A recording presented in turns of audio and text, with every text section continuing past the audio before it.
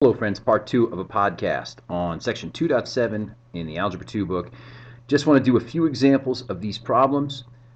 So right now we are just instructed to look at the equation and decide whether it opens up or down, where the vertex is, and tell whether it's wider or narrow, more narrow than Joe average parabola.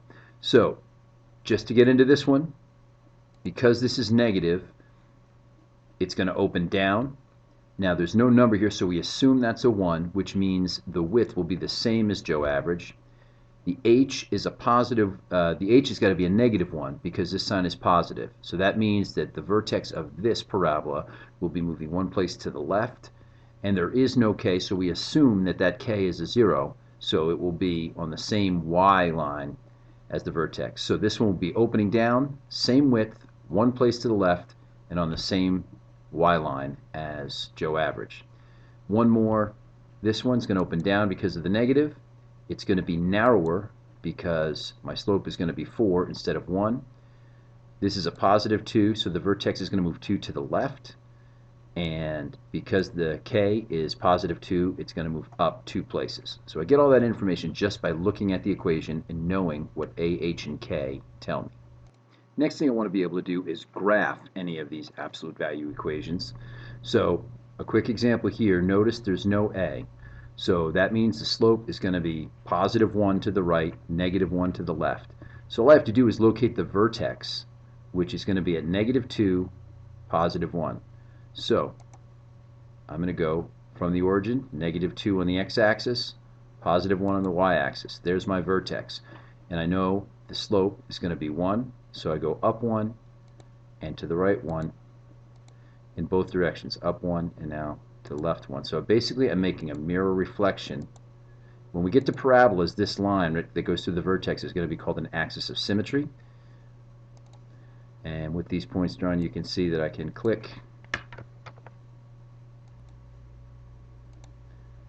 and drag a line here, click and drag a line there, and there is my new parabola. More practice graphing, you can see from number 15 that my vertex is going to be at positive 4, positive 2. 1, 2, 3, 4, up 1, 2. All right, so I get that from here, and I know from the vertex my slope is negative 3/2, which means I'm going to go down 3 and to the right 2, and I'm also going to do the opposite of that, down 3 and to the left 2. And I can continue doing this, and in the same way I can draw in my two rays that make this V-curve absolute value graph.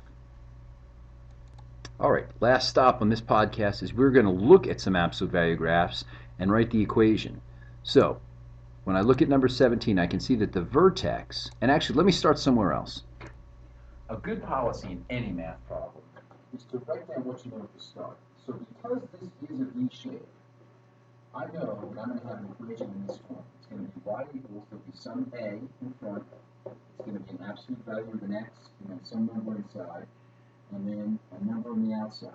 So start by writing this, and let's see if you can figure out where these points come from. So we know that h and k are going to come from this vertex.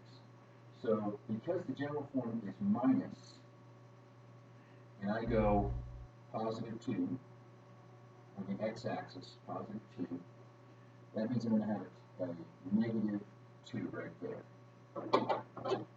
And the k is going to be how far away on the y-axis. So in this case, I'm positive 3. So that's what goes here. Don't forget to put your sign. And then the a is going to come from the slope. Now I can pick any 2 points I want to find the slope. So I'm going to pick the vertex, and it looks like it goes right through this point here. So again, my slope is the rise over the run. So in this case, the rise is negative 2, and the run is positive 1. So negative 2 over 1 is just negative 2, and that's the equation for the line.